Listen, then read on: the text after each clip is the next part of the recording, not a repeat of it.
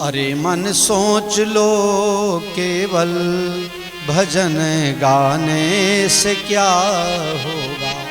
भजन हम लोग गाते हैं लेकिन भजन को जीते नहीं हैं। मीरा प्रेम दीवानी ऐसी लागी लगन, मीरा हो गई मगन, वो तो गली गली हरि गुण। अनूप जलोटा जी ने कितना सुंदर गाया, अपने पिताजी से भी बढ़िया गाया। अनूप जलोटा जी का ये भजन घर घर में प्रचलित है।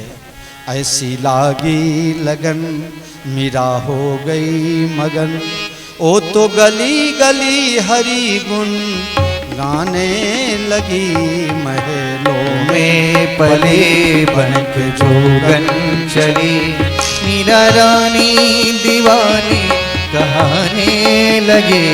ऐसी लागी लगन, लागी लागी रे लगन, ऐसी लागी लगन।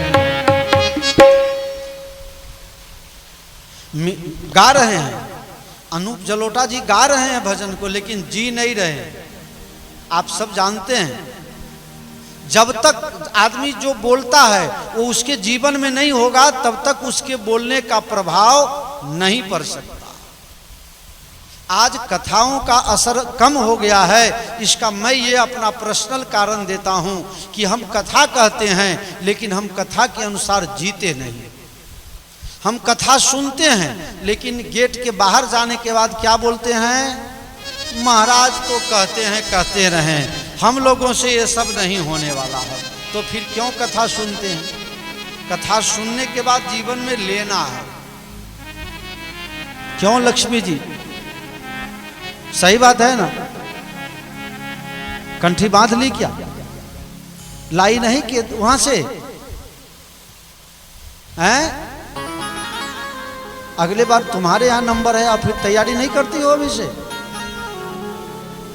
हाँ, इतना आसान नहीं है। साल भर में तैयारी कर लोगी तो बहुत बड़ी बात है। हाँ, पक्का है? गरीबनाथ से ले आव कंठिया पहिर लो। ऐसी लागी लगन मीरा हो गई मगन, ओ तो गली गली हरि गुण गाने लगी। ऐसी लागी लगन, लागी लागी रे लगन, लागी लागी रे लगन। अनूप जलोटा जी ने इसको गाया बहुत सुंदर ढंग से, लेकिन इसको जिया नहीं, इसको जिया नहीं। इसलिए इस भजन का प्रभाव जो समाज में पड़ना चाहिए वो पड़ा नहीं। कथा वही प्रभावशाली हो सकती है कथा करने वाला कथा को जिए। मैंने सुपरिटेंडेंट साहब को यही बताया कि सुपरिटेंडेंट साहब, ये सुनने वाले की कमी नहीं है, ये हम सुनाने वालों की कमी है कि हम उस जीवन को जी नहीं पाते हैं। जीना पड़ेगा। शंकर भगवान पद मिला और मद आ गया। जब आदमी को पद मिल जाता है तो मद अपने आप पीछे लगा हुआ है।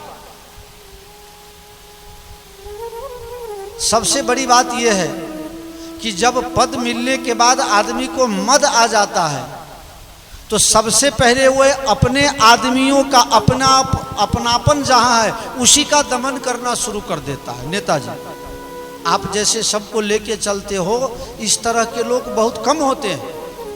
आदमी को पद मिला तो अपनों का दमन शुरू करता है, अपनों के ऊपर प्रभाव जमाना शुरू कर देता है, हम बहुत बड़े हैं। एक बार जंगल में चुनाव था, आम चुनाव, प्रधानमंत्री वाला चुनाव था, जिला परिषद का नहीं था, चुनाव था। हर बार बाघ चुनाव जीत जाता था और कह देता था घूम के, वोट नहीं दोगे तो खा जाएंगे, वोट नहीं दोगे तो खा जाएंगे। डर के मारे सब उसको वोट दे देता था। हर बार वही जा करके गांव का मुखिया बनता था, हर बार। अब गीदड़ों ने सोचा, देखो कुछ लोग बड़े होशियार होते हैं, जैसे मनुष्य जाति में नौआ, अब पक्षी जात में कौआ, ये सब बड़े होशियार होते हैं। हाँ, तो और जानवरों में सियार बहुत होशियार। तो तो सियारों ने निश्चित किया कि ये बाघ, इसकी कोई ज़्यादा संख्या नहीं है, फिर भी ये ज़बरदस्ती हम लोगों का राजा बन जाता है। ऐसा कुछ करो कि हम लोग राजा बने। सभी सियारों ने मिल करके, सियार मतलब गीदड़ समझते हैं ना आप लोग, सियार समझते हैं, वो सही तो है ना भाई?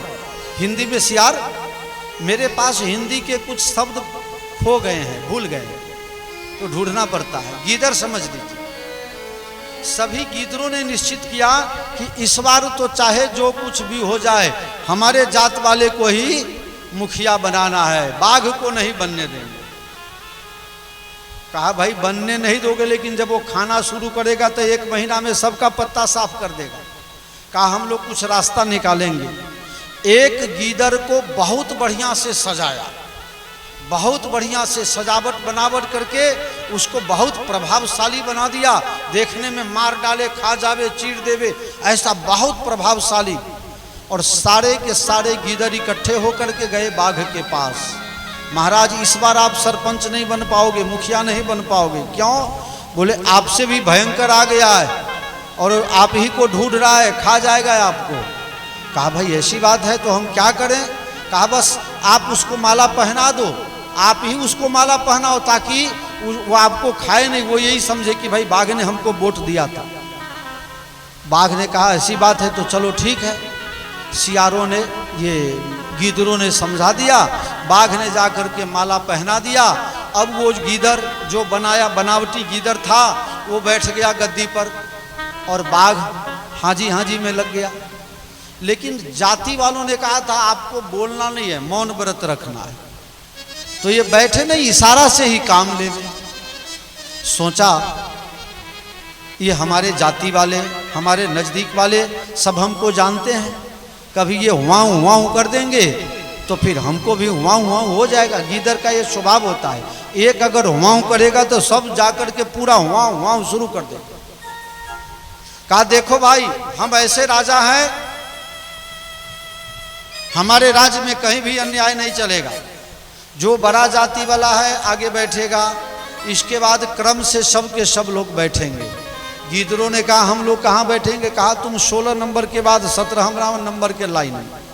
अब जाति वाले नाराज हो गए, हम ही लोग राजा बनाए और हम ही लोगों को छोड़ दिया सबसे लास्ट में, क्या करें? तो जाति वालों ने उसको क्या किया, बाघ को जाके कह दिया महाराज आप गलती से उसको राजा बना दिए हो, असली राजा तो आप ही हो, वो तो गीदड़ है हमारी जाति वाला। अरे नहीं भाई नहीं, उसको तो देख के लगता है मार देगा, तुम लोगों के कहने से उसको राजा बना दिया, अब मुझे राजा नहीं बनना। वो गीदड़ हो ही नहीं सकता क्योंकि गीदड़ जैसा दिखता नहीं था। कहा महाराज वो गीदड़ ही है। बोले हम कैसे समझ लें कि गीदड़ है? बोले हमारे जाति वालों का एक स्वभाव है, अगर हम एक बोल जाए वाऊ तो बाकी के सब कूद पड़ते हैं वाऊ। कहा हम कैसे जान ले तुम लोग ऐसा ही करोगे? कहा देखिए हम लोग जब 17वें नंबर की लाइन में बैठे होंगे तो आवाज़, अपनी आवाज़ उठाने के लिए हम लोग हुआऊ करेंगे, आगे आएंगे तो वो भी कूद पड़ेगा और हुआऊ करने लगेगा। जब ही जाति वालों ने हुआऊ करना शुरू किया वो राजा भी कूद पड़ा हुआऊ हुआऊ। बाघ ने कहा बेवकूफ बना रहा था अभी तक, पकड़ लिया और नाश्ता कर गया। मेरे कहने का मतलब ये है कि पद मिलता है तो आदमी को मद आ जाता है। बहुत से कम ऐसे लोग होते हैं कि पद, प्रतिष्ठा, पैसा, पुत्र सब कुछ पाने के बाद भी घमंड नहीं करते हैं, लेकिन पद के साथ पीछे मद लगा हुआ। आप लिखिएगा तो थ द ध न, अब फिर क्या आएगा? प फ ब भ, प आएगा तो म आएगा, पद आएगा तो मद आएगा, ये निश्चित बात है।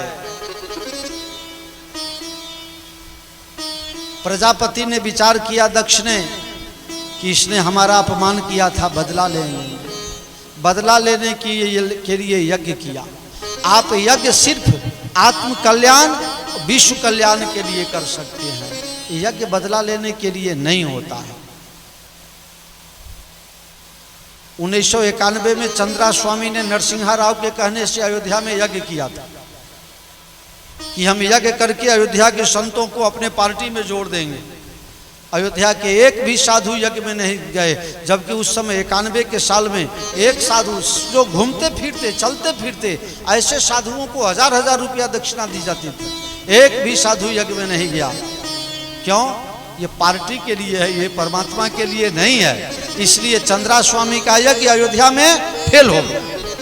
अब तो मर गए, भगवान उनकी आत्मा को शांति दे, दोनों मर गए। यज्ञ किया, सबको निमंत्रण दिया दक्ष ने, लेकिन महादेव जी को निमंत्रण नहीं दिया और निमंत्रण पत्र में लिखवा दिया जितने लोग आइए सब लोग हवाई जहाज लेके आइए और अपना अपना हवाई जहाज कैलाश पर्वत से घुमा के लाइए। बोले घुमा करके क्यों लाए? बोले पता चले ना महादेव को कि ये सब वहीं जा रहे हैं। एक हवाई जहाज गया, दूसरा गया। हमारा आपका स्वभाव है, हवाई जहाज ऊपर जाएगा तो लगेगा ये दुबई जा रहा है, इच्छा हो जाएगी। अब मालूम है कि हवाई जहाज नीचे नहीं आने वाला है, फिर भी देखने की इच्छा हो जाती है। यही जो इच्छा है, हमारी शक्ति का हमको ज्ञान नहीं है, भान नहीं है, हम हमेशा ऊपर ही देखते रहते हैं। ये गलत बात है। सती ने एक विमान वाले को कहा, भैया कहाँ जा रहे हैं? बोले आपके पिताजी के यहाँ जा रहे हैं, आपको नहीं जाना है। मालूम है कि इनको निमंत्रण नहीं है, फिर भी ईर्षा। सती जी ने महादेव जी को जगाया है। सब लोग अपने अपने मैके में जाते हैं। अब न जाए तो आजकल की तो झगड़ा भी कर लेती है, मैं मैके चली जाऊंगी तुम देखते रहिए। क्यों नेताजी, तुम क्यों माथा झुलाते हो? आपको भी कैसा कहा है कभी क्या? तो फिर माथा क्यों झुलाते हो?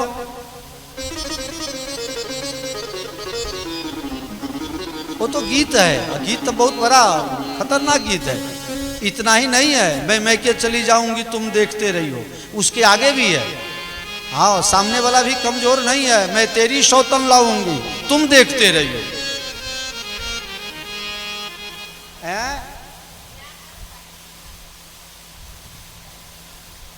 क्या बोली?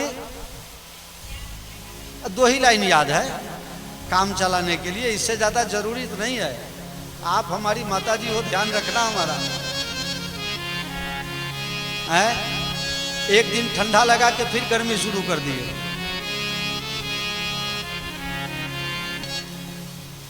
शंकर भगवान ने कहा, बिना निमंत्रण का जानबूझ करके अगर कोई चाहता हो कि हम न जाएं तो ऐसी जगह में नहीं जाना चाहिए। सती जी नहीं मानी, अपने मुख्य गणों के साथ शंकर भगवान ने सती जी को भेजा है। सती जी ने वहां जाने पर किसी ने भाव से नहीं बुलाया। भगिनी मिली बहुत मुस्काता, बहनें मुस्का के मिल रही है। अभी तो लोगों को निमंत्रण न हो फिर भी एक साड़ी के लोभ में आ जाती है। पिताजी हैं तो क्या हो गया, हम तो बिना निमंत्रण के नहीं जाते। अब ये सती जी को लग रहा है हृदय में कि ये तो मेरे ऊपर कहा जा रहा है। मां मिली, मातृदेवो भव का यहाँ तुलसीदास जी ने मर्यादा रखते हुए कहा, सादर भले मिली एक माता, मां आदर पूर्वक मिली। तेरे बाप की बुद्धि खराब हो गई है बेटा, जब तक मैं हूं तब तक चिंता मत करो। सुबह में यज्ञ में जाती है और यज्ञ में महादेव जी के लिए कोई स्थान नहीं देख करके सती अपने शरीर का यज्ञ अग्नि में अपने शरीर का आहुति दे देती है। और आहुति देने से पहले भगवान श्री हरि परमात्मा श्री राम जी से प्रार्थना करती है कि हे हरि परमात्मा, जन्म जन्म शिव पद अनुरागा, मुझे फिर से शिव जी महाराज प्राप्त हों। मुझे लगता है तभी से ऐसा नियम पड़ गया कि भाई इस जन्म में नहीं तो फिर 7 जन्मों का संबंध, शायद उसी समय से बन गया। तो सती जी कह रही है, जन्म जन्म शिव पद अनुरागा, मुझे बारंबार अनेक जन्म जन्मांतर कल्प कल्पांतर युग युगांतर तक शिव चरणों में स्नेह हो, ऐसा वरदान दीजिए। तेहि कारण हिम गिरे गृह जाई, अजन्मी पार्वती तनु पाई।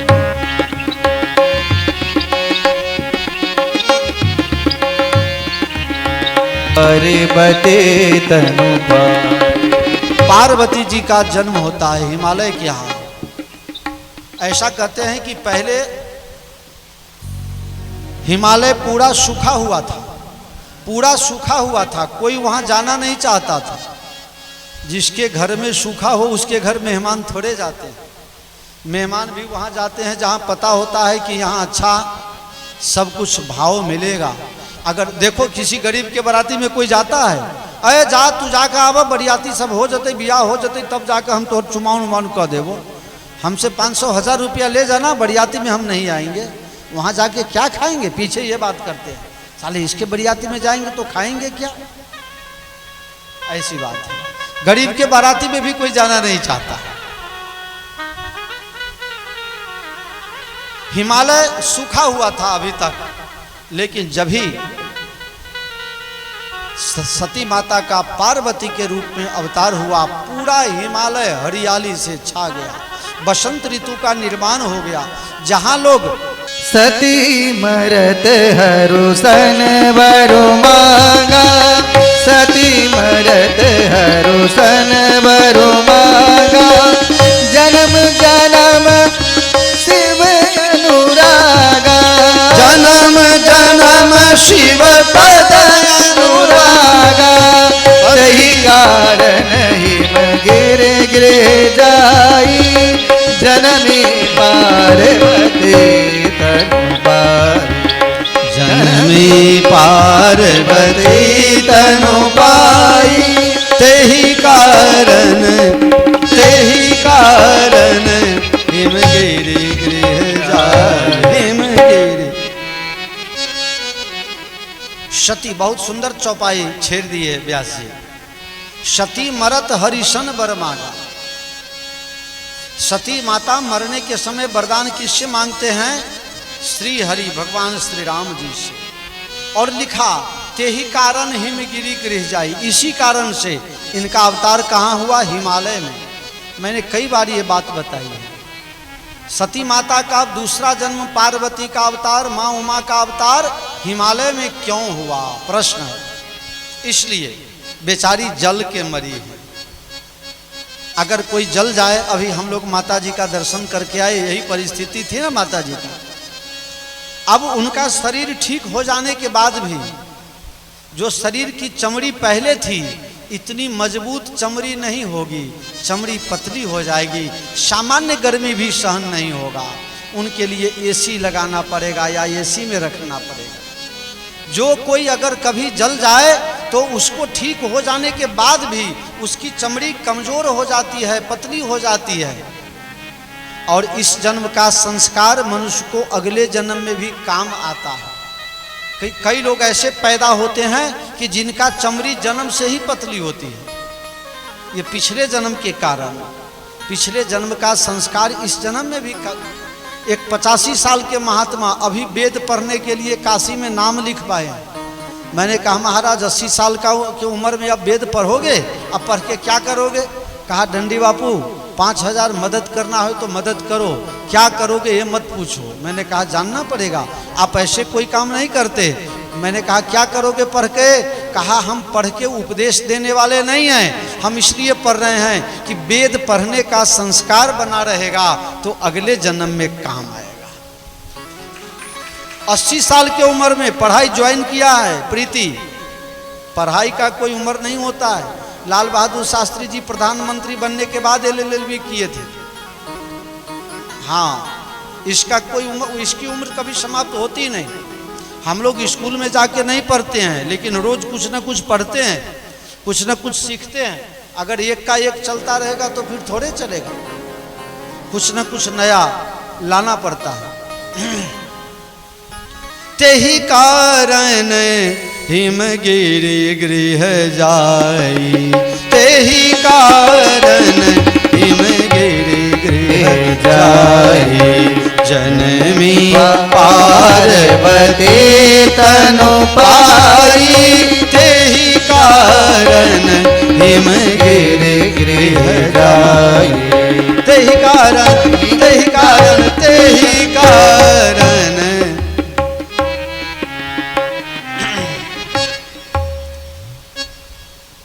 तो ये भगवान श्री राम जी की कृपा है। भगवान ने अपनी कृपा से पार्वती जी का जन्म हिमालय में करवाया, इसलिए कि बेचारे जल की मरी हैं तो इनका चमड़ी कमजोर होगा, और पश्चिम दक्षिण भारत में गर्मी बहुत होती है, वहाँ की गर्मी इनसे सहन नहीं होगा, चलो हिमालय में रख देंगे, बर्फ कहीं से मांगने की कोई चिंता नहीं रहेगी। ये है भगवान राम जी की कृपा।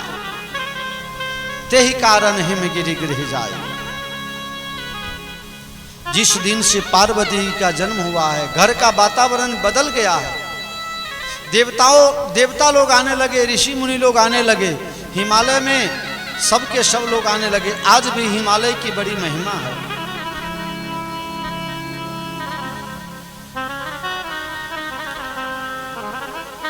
नारद जी को पता लगा माता जी का अवतार हुआ है, तब देवता लोग सब जा रहे हैं। नारद जी ने सोचा ये सब देवता बड़े स्वार्थी हैं, ऐसे कहीं जाते नहीं हैं, अब ये सब के सब जा रहे हैं तो हम भी चलें। और नारद जी भी चले हैं। एक माता जी का भजन मैं आपको सुनाऊंगा, मैं पहले भी कभी गाया हूँ और फिर से सुनाता हूँ आप लोगों को, अगर मिल जाएगा तो। ये भजन इसी मुजफ्फरपुर का लिखा हुआ है, यहीं के गीतकार प्रदीप जी का लिखा हुआ है। जगदम्ब अहीं अवलंब हमर, हे माए अहाँ बिन आस ककर। जगदम्ब अहीं अवलंब हमर, हे माए अहाँ बिन आस ककर। जगदम्ब आता हो तो सब गाइए।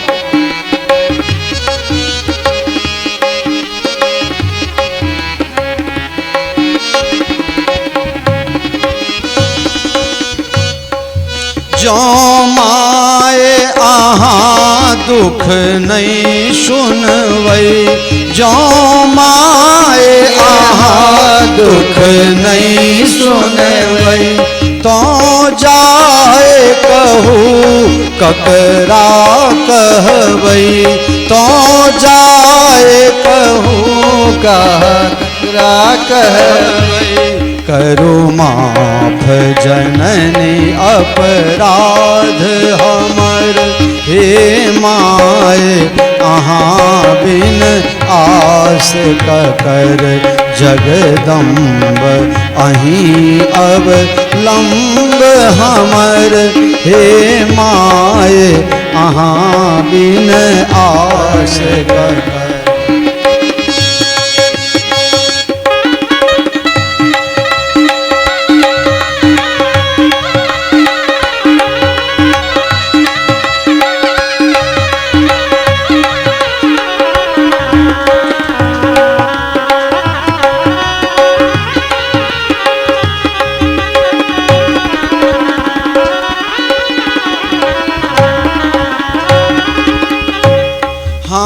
भरी जग सो ठुकरायल छी, हम भरी जग सो ठुकरायल छी। माँ अहीं के शरण में आयल छी, माँ अहीं के शरण में आयल छी। माँ अहीं के शरण में आयल छी। देखो नाओ परल, देखो नाओ परल अछि बीच भंवर, हे माए अहाँ बिन आस ककर। जगदम्ब अहीं अवलंब हमर, हे माए अहाँ बिन आस ककर।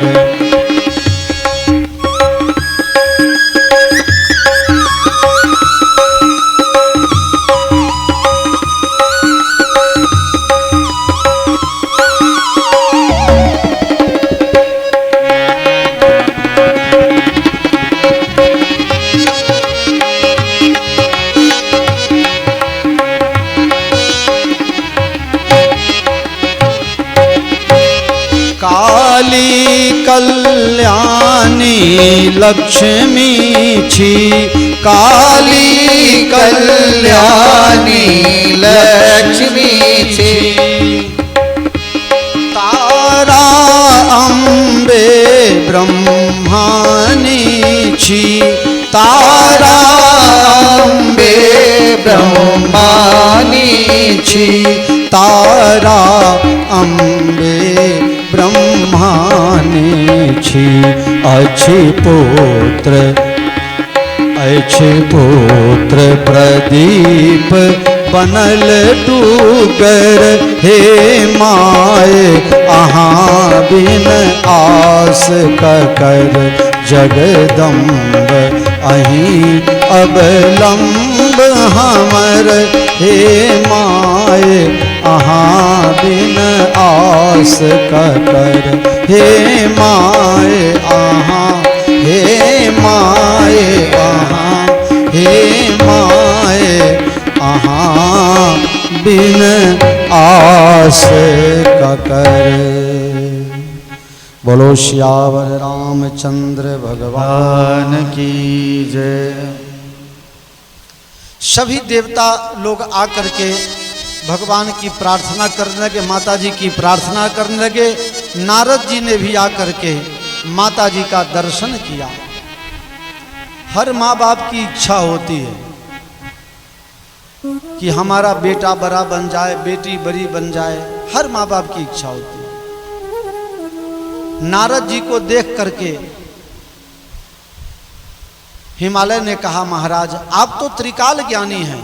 त्रिकाल ज्ञानी का मतलब भूत, वर्तमान और भविष्य, तीनों काल का ज्ञान है, उसको त्रिकाल ज्ञानी बोलते हैं। आप त्रिकाल ज्ञानी हो महाराज, जरा मेरी बेटी का हाथ देख लो।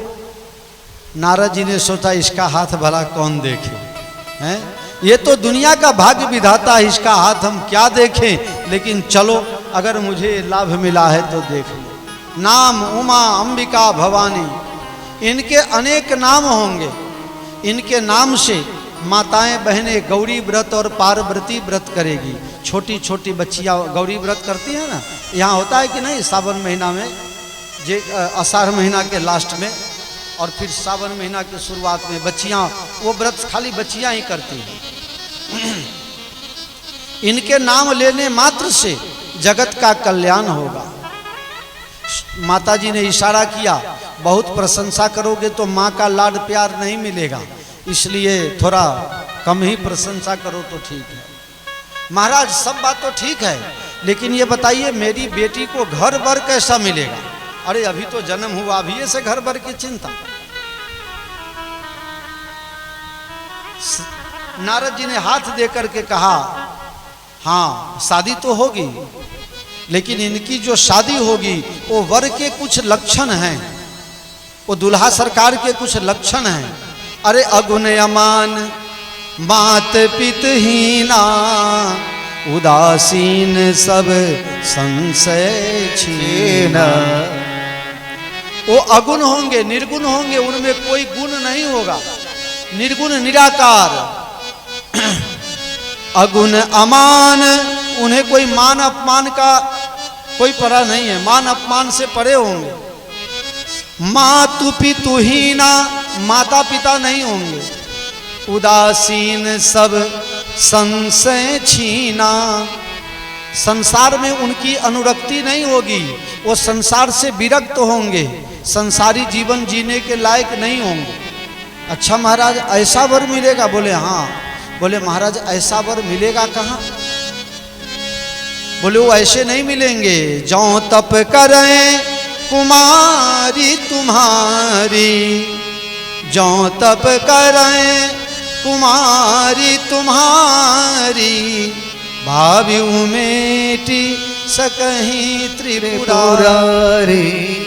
ये सारे के सारे लक्षण महादेव जी में हैं। ऐसा वर मिलेगा।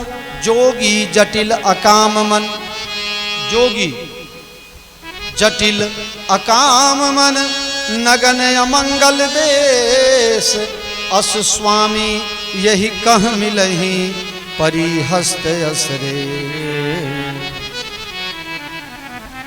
हाथ में ऐसा लिखा है, इनके घर वाला जोगी होंगे, साधु महात्मा होंगे। मत जा मत जा मत जा जोगी, मत जा मत जा मत जा, पाए पर मैं थोड़े जोगी, मत जा मत जा मत जा। ऐसे जोगी होंगे, अकाम होंगे, उनके मन में काम भाव होगा ही नहीं, निष्काम जीवन। सुन करके माता पिता के आंखों से आंसू बह गए, मेरी फूल जैसी बेटी और ऐसा भयंकर वर मिलेगा। आंख, माता पिता के आंख में आंसू और पार्वती की आंख में भी आंसू। किसी कवि ने कहा पार्वती की आंख में क्यों आंसू, अभी तो 2 साल की है, 2 साल के बच्ची को अपना भला बुरा का पता ही नहीं होता है, तो ये रोने क्यों लगी। बोले ये लौकिक भाव नहीं है, यहाँ अलौकिक भाव है, ये शिव की शक्ति है, कोई साधारण थोड़े। मिलन कठिन, मिलना होगा लेकिन कठिन है। राम जी ने कहा था ना, राम जी से विनती करी थी ना कि जन्म जन्म शिव पद अनुरागा, वही महादेव मिलने की आस जग गई। तो माता पिता इसलिए रोने लगे मेरी बच्ची को घर वर अच्छा नहीं मिलेगा, और पार्वती इसलिए रोने लगी कि अब वो मिलेगा ये निश्चित हो गया। इसलिए दोनों दशा एक समझब बिलगान, दोनों की दशा एक है, आंख से आंसू, लेकिन समझने का समझ समझ में फेर है। सुबह का समय हुआ, पार्वती जी नींद से जग करके अभी तैयार भी नहीं हुई थी, तब तक माता पिता आ गए जगाने के लिए। बेटा तू जग रही है? हाँ पिताजी, मुझे रात में सपना आया है। अभी 2 साल की बेटी, तुमको भी सपना? हाँ, रामायण में 4 स्वप्न है झुनझुन बाबू, 4 जगह सपना है। एक यहाँ पहला रामायण का प्रथम स्वप्न, माँ पार्वती को, पार्वती कह रही है अपने माता पिता से, ये अपने भारत की बेटियां हैं जो माँ बाप के बोझ को कम करती हैं। अब बढ़ा देवे वो बेटी थोड़े है, 24 घंटा बाप टेंशन में रहे, बेटी कहाँ गई है, किसके साथ गई है, क्यों गई है, कब गई है, कब आएगी। अगर ऐसी चिंता माँ बाप को हो तो ऐसे संतान का जीना बेकार है। पार्वती कह रही हैं मुझे स्वप्न में ये हुआ, स्वप्न में एक महात्मा आए हैं और मुझे कहा है बेटा तुम जंगल में जाओ तपस्या करो। नारद ने कहा उसको सत्य मानो। तो पिताजी माताजी मैं तपस्या करने जाऊं? जो बात माँ बाप कहने आए हैं उसको अपने माथे पहले से ले लिया, लेकिन फिर भी माँ बाप का प्रेम ऐसा है जो जंगल में जाने से रोक रहा है। वहाँ एक महात्मा आए हैं वेदशिरा नाम के, और महात्मा ने कहा देखिए संसार में कोई किसी का नहीं है भला, सब अपने अपने भाग्य का पाता है, अपने अपने भाग्य का खोता है। अगर कोई निमित्त बनता है अच्छे में तो समझ लीजिए कि उसका कर्म कुछ अच्छा होगा, अगर निमित्त बनता है कोई गलत में तो समझ लीजिए कि इसका भी कर्म खराब होगा, उसको भी माफ कर दो। आपको अपने कर्म का भोगना है, इसका आक्षेप आप दूसरे के ऊपर न लगाओ, इसका आरोप आप दूसरे के ऊपर न लगाइए। बुरा समय हो या अच्छा समय हो, अपने को यथा स्थिति लाभा लाभौ, गीता जी में लिखा है सुखे दुखे समय कृत्वा लाभा लाभौ जया जयौ। सुख दुख हानि लाभ जीवन मरण जस अपजस, ये वस्तुएं मनुष्य के हाथ में है ही नहीं। आप बहुत बढ़िया से काम करो धंधा करो फिर भी नुकसान हो सकता है, कभी तो बस ऐसे ही फेंक दो और उग जाता है। तो जो तप करे कुमारी तुम्हारी पार्वती करें कि मैं तपस्या करने जाऊंगी। कछु दिन भोजन बारी बतासा किए कठिन, कछु दिन उपवासा, कछु दिन भोजन उपवासा।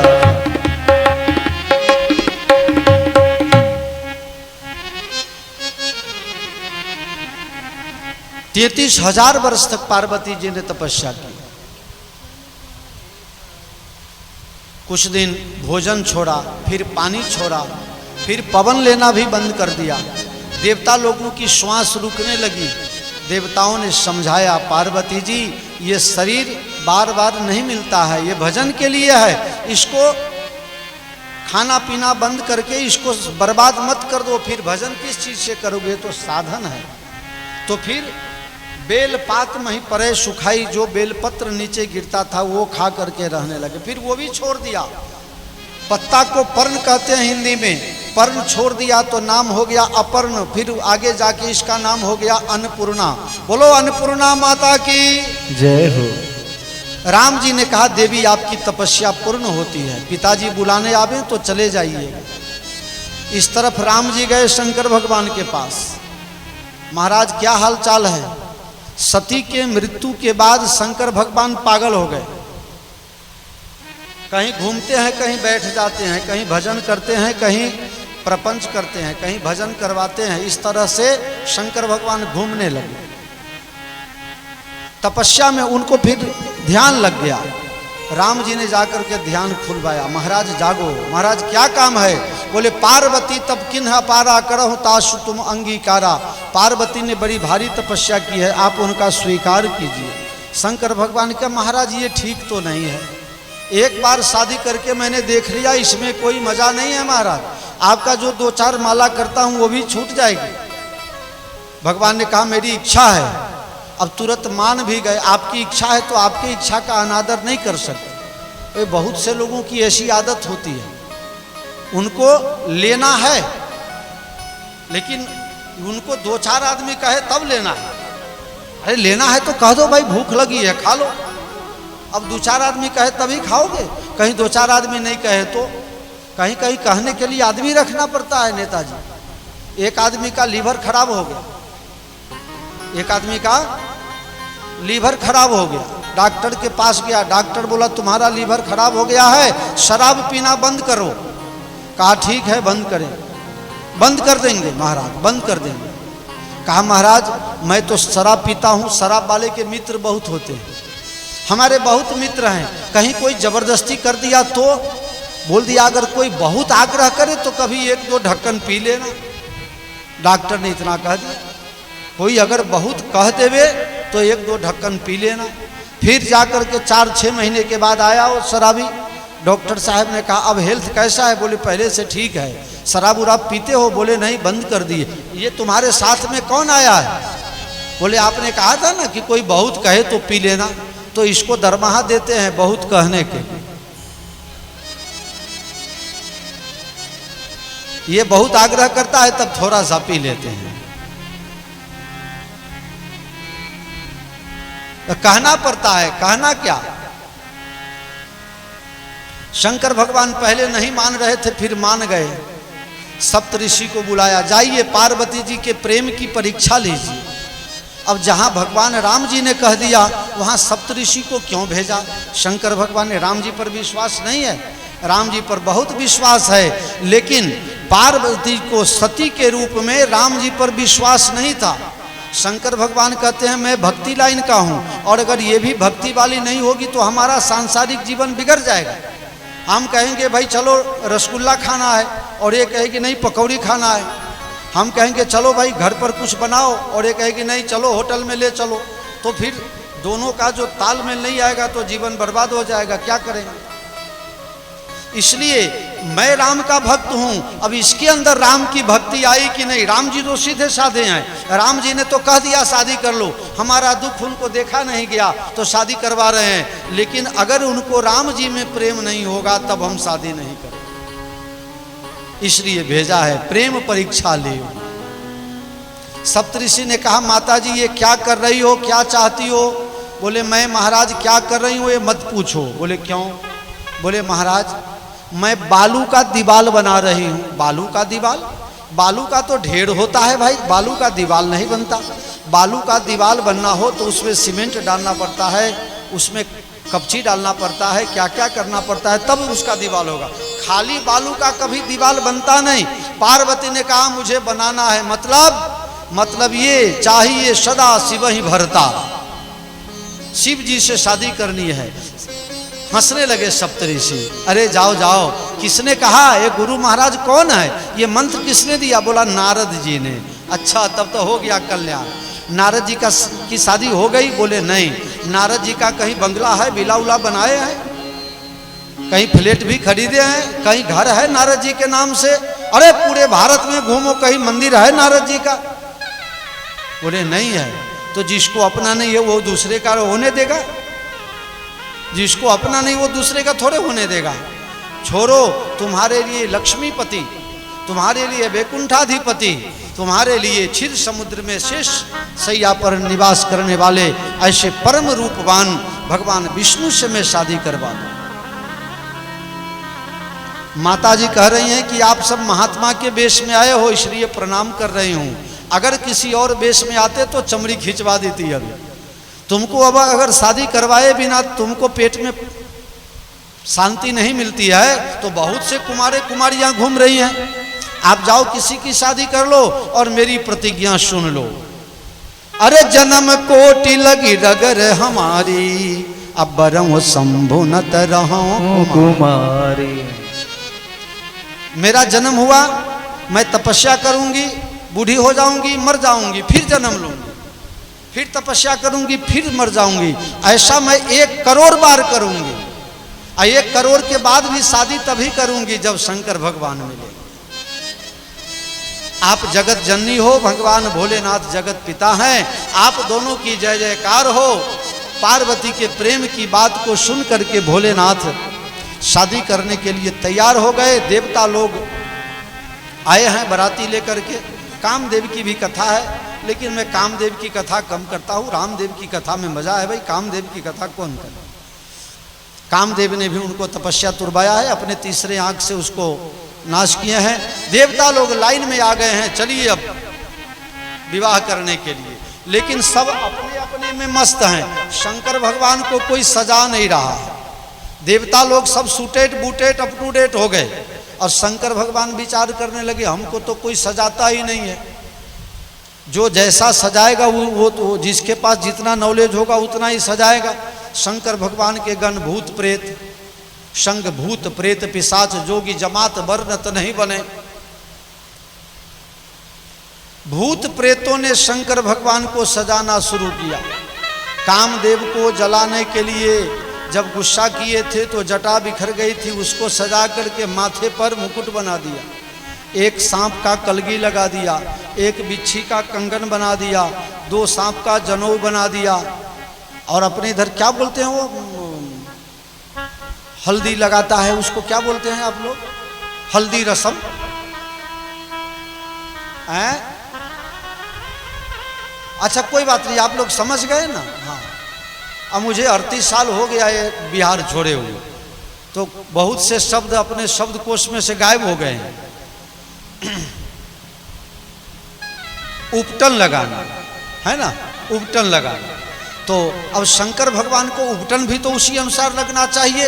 एक भूत दौड़ते दौड़ते गया और श्मशान में से ताजा राख लेकर के आया और पूरा शरीर में उपटन लगा दिया। बोले अब सवारी चाहिए, बैल पर उल्टा घुमा के बैठा दिया, पूछ पकड़ा कर। बर बौराह बसह असवारा, सवारा नहीं लिखा है, असवारा। अ का मतलब उल्टा सुल्टा नहीं, सवार तो उल्टा बैठा दिया, पूछ पकड़ा करके। बैल जा रहा है इधर, शंकर भगवान पकड़े हैं उधर। बर बौराह बसह असवारा। अब भूत प्रेत कुछ थे, देवताओं ने विचार किया इनका तो वेशभूषा अच्छा नहीं है, तो हमारी भी इज्जत जाएगी। सब के सब देवता अलग हो गए। शंकर भगवान ने सोचा शादी मेरे साथ तो बहुत कम लोग हैं, तो क्या करें। भूत प्रेत को ऑर्डर दे दिया और दुनिया भर में जितने देश थे सभी देश के भूत आ गए और सबका स्वागत किया शंकर भगवान ने। मालिक क्या आज्ञा है? बोले आज्ञा कुछ नहीं है, तुम लोग इतने बड़े बड़े हो गए, कभी बाराती में गए? भूतों ने कहा महाराज हम लोग जा नहीं पाते हैं, पहले से बर राजा के हाथ में तलवार लगा दिया जाता है, उसको काजल लगा दिया जाता है, उसको ऐसा तैयार किया जाता है कि हम लोग जा ही नहीं पाते हैं। भूत कहाँ जावे? भूत को थोड़े कोई बाराती में आने देता है, कोई शादी में आने देता है। भूत लोगों ने कहा महाराज आज तक कोई नहीं ले गया। महादेव जी ने कहा सबके सब आ जाओ, पहली बार और अंतिम बार, तो फिर कोई मुजफ्फरपुर वाला तुमको बरियाती में नहीं ले जाएगा, अंतिम बार। सब तैयार हो गए। अब इंद्र भगवान को जरूरत हुई शंकर भगवान से। महादेव जी का काम है, भूतों ने कहा चलो भागो, हमारे महादेव जी को नजर लगा दोगे। अब नजर लगाने जैसा क्या था भाई? ब्रह्मा जी आए, चलो भागो यहां से, बूढ़े लोगों की नजर जल्दी लगती है, आप दूर ही रहो, शादी न होवे तब तक। भगवान किसी को दूर नहीं करते हैं, लेकिन आदमी अपने शान में भगवान से दूर हो जाता है। भगवान किसी को दूर नहीं करते हैं। सबको अभिमान था अपने रूप का, अपने समाज का, अपने वेश का, इसलिए सब भगवान से दूर हो गए।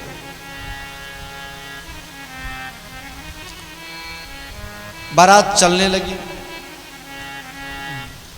जब सामने पता चला कि बाराती आ रही है तो बच्चों में बड़ी उत्सुकता होती है। बच्चे सब आगे बाराती देखने के लिए गए।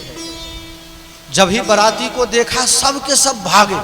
बाप रे बाप, ये बर बौरा बसा हसबारा, ये बाराती नहीं, ये तो जमराज यमदूत का सेना आ रहा है। सब के सब घर में घबरा करके डरे भागे।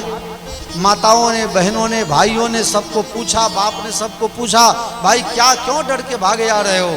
बोले ये शादी जो देखेगा वो बड़ा भाग्यशाली होगा। मैं तो ये मानता हूँ कि शादी तक जिंदा रहेगा, यही बड़ी बात है। क्यों?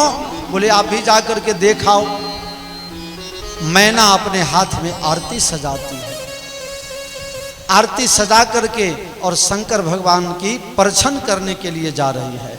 आई बारात दरबाजे री, चलो वाली आई बारात। तीसरा,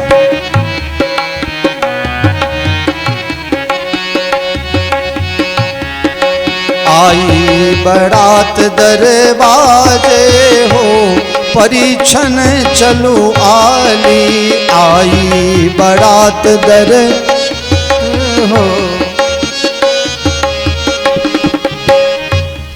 हाथ में सोना की थाली, मोती से सजाए हुए अनेक प्रकार के सुंदर सुंदर दिव्य वस्त्राभूषणों में सज्जित महिलाएं। जब ही शंकर भगवान का रूप देखा, आरती की थाली फेंक दी और माताजी घर में चली गई। पहाड़ पर से गिर के मर जाऊंगी, समुद्र में डूब के मर जाऊंगी। मरने के जितने भी तरीके होते हैं, लेकिन पार्वती जी की शादी मैं इस पागल वर के साथ नहीं होने दूंगी।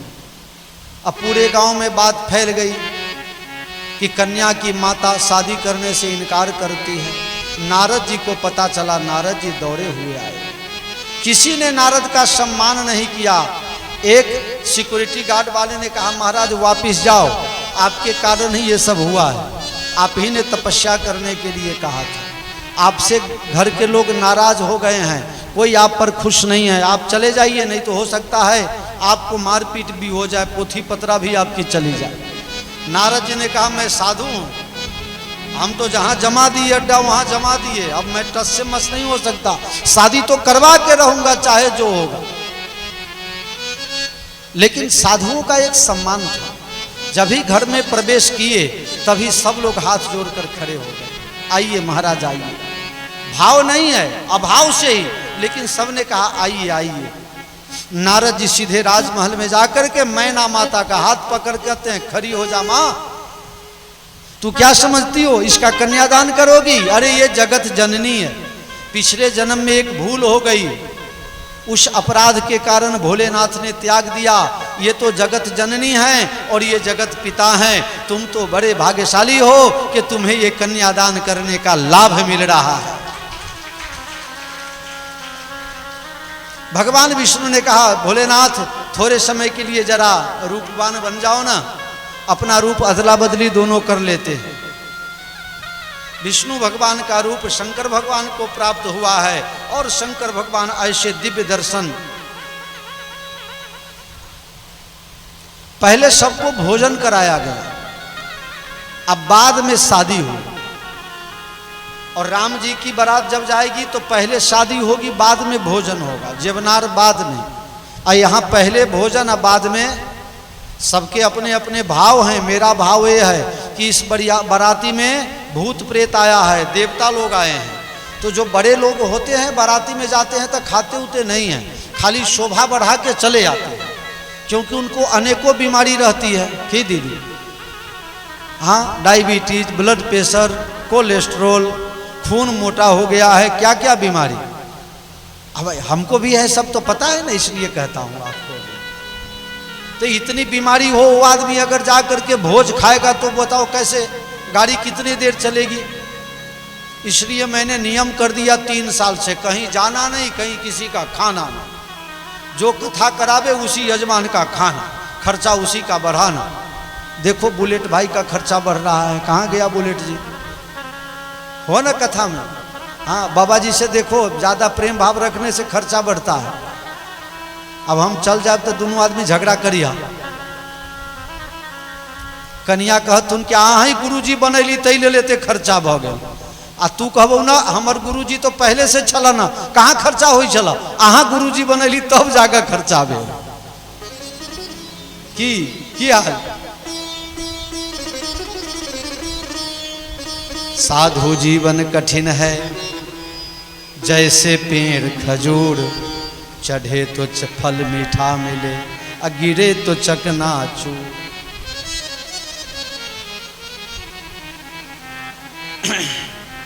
शंकर भगवान के बाराती में पहले भोजन कराने का कारण मैं संक्षेप में बता रहा हूं, क्योंकि कथा विश्राम का समय हो गया है। अब बड़े लोग आए हैं, भोजन बनाया गया है, अब बड़े लोग आए हैं, शादी हो जाएगी तो सब के सब भाग जाएंगे। अपने यहाँ अभी भी नियम है ना, तो क्या बोलते हैं उसको, दरवाजा लगाना, दूरा लगाना होता है ना, तो उसी में से आधा बाराती खा पी करके भाग जाता है। शादी वाला को हो चाहे नहीं हो, और शादी में बाराती वाले को कोई मतलब नहीं, वर कैसा है, कन्या कैसा है, कोई मतलब नहीं, उसको सिर्फ खाना अच्छा मिलना चाहिए। हाँ, शादी, किसी के भी शादी का एल्बम, शादी हो जाए, कैसेट बन जाए, टीवी में लगा करके देखो, तो देखने कौन कौन आते हैं मालूम है? कौन कौन? जो लोग बाराती में आते हैं वो लोग, बाकी के लोग नहीं आते हैं। और बाराती वाले क्यों आते हैं देखने? अपना फोटो, हमारा फोटो है कि नहीं। अब उनका फोटो का सीन आ गया तो उठ के चले जाएंगे, हो हमारा काम है, हो हम तू सब देखा हम जाइए। अपना अपना फोटो देखने सब आते हैं, किसी का कोई फोटो देखने में रस। बरियाती को खाली खाने में, बर दूल्हा चाहे मरे, कोई मतलब नहीं।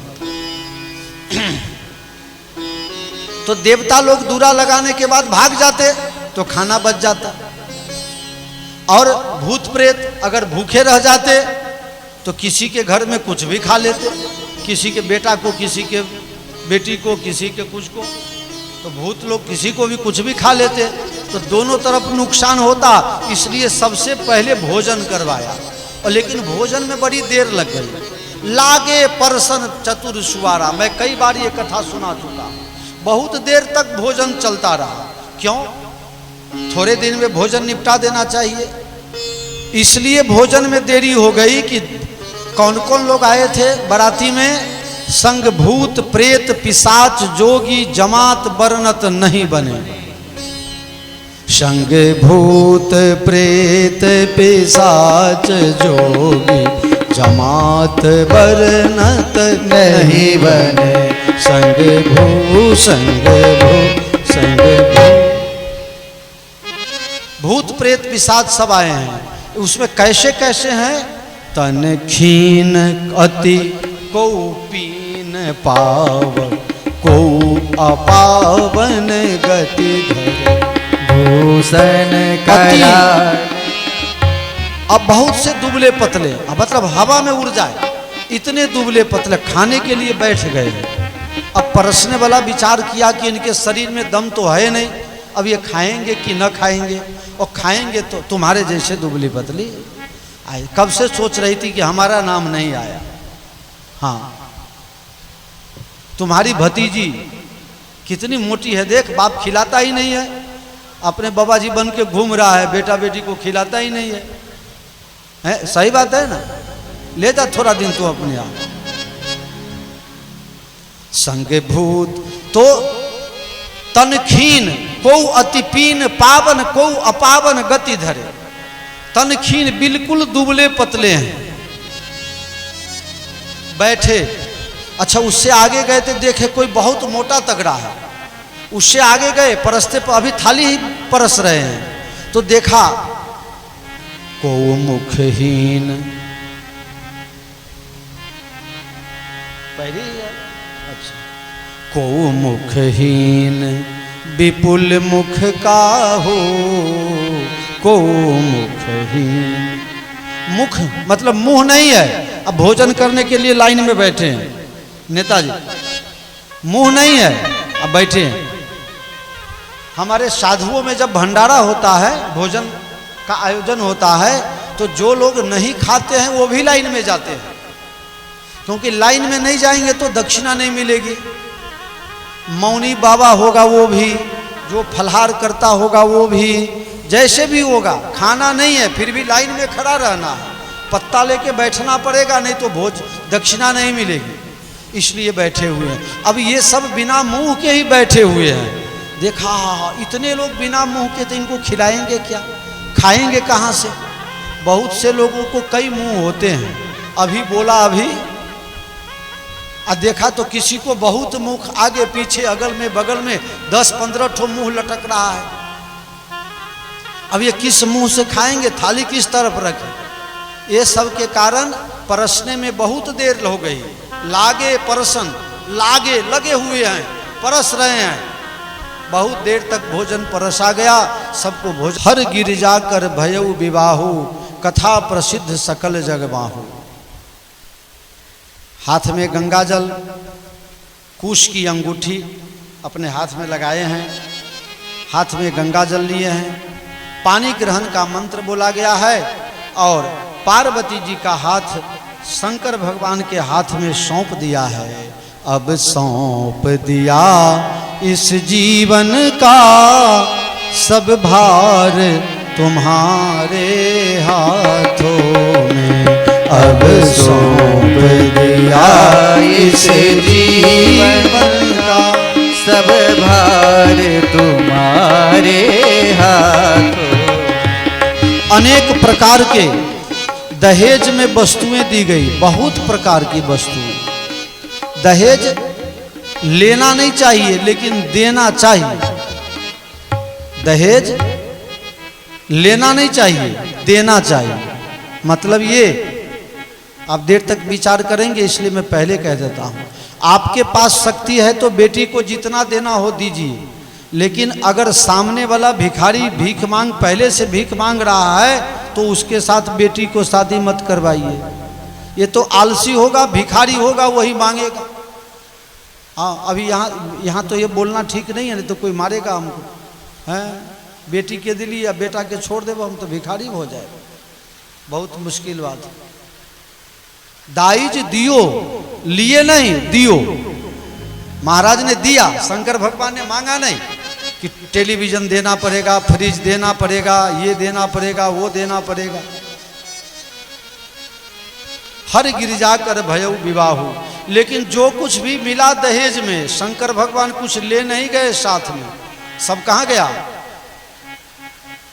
याचक सकल अयाचक कीन्हे, उमा समेत भवन गवन तब कीन्हे। याचक सकल अयाचक कीन्हे। सभी मांगने वाले का मांगनपना दूर कर दिया। मतलब जितने मांगने वाले आए, शादी के बाद ऐसा होता है ना, भाई हमको दान दीजिए, हमको बख्शिश दीजिए, हमको टिप दीजिए, क्या क्या सब। शंकर भगवान को जितना मिला था सब के सब वहीं मांगने वाले को दे दिए, और पार्वती जी का हाथ पकड़ के कैलाश गए। हर गिरजा कर भयउ विवाहु, कथा प्रसिद्ध सकल जगमाहु। पूरे दुनिया में ये बात प्रसिद्ध हो गया है। भगवान कैलाश पहुँचे हैं, भगवान को कैलाश में रहने दीजिए। कल पार्वती जी का प्रश्न, पार्वती जी 9 प्रश्न शंकर भगवान से पूछेंगे, और वो 9 प्रश्न की कथा में पूरी रामायण है। तो कल भगवान श्री राम जी के अवतार का कारण और श्री राम जी का अवतार, और 6:30 बजे भगवान श्री राम जी यहाँ अयोध्या से आएंगे, यहाँ प्रकट हो जाएंगे, और हम सब मिल करके भय प्रकट कृपाला गीत गाएंगे। बोलो सियावर रामचंद्र भगवान। सहयोग बुलेट जी को खूब बड़ा सहयोग दिया है। इसलिए नेताजी के नाम से आप लोग जरा एक बार ताली बजा दीजिए। और बुलेट जी से आग्रह करूंगा कि ये फूल माला पहना दे। ए सुनो, ए इधर लाओ माला, इधर लाओ, एक इधर आओ, इधर बहन जी इधर आओ, उनको दो। हाँ, इनकी शादी तो हम देखे नहीं थे, दोनों एक दूसरे के माला पहनावे तो जयमाला इधर भी हो जाए। चलिए आप दोनों एक दूसरे का माला पहनाइए। हाँ पहनाइए, बहुत अच्छा लगेगा। अरे वाह वाह, सीताराम जी की जोड़ी लग रही है, पहनाइए। वाह, गाइए श्री रघुवर कोमल, पहनाइए पहनाइए, पहले आप पहनाइए, पहनाइए। वाह वाह, आप लोग ताली बजाना। वाह, श्री रघुबर कोमल कमल नयन को पहनावो जय माला, पहनावो जय माला। वाह, ये पुण्य मुहूर्त चलिए अवसर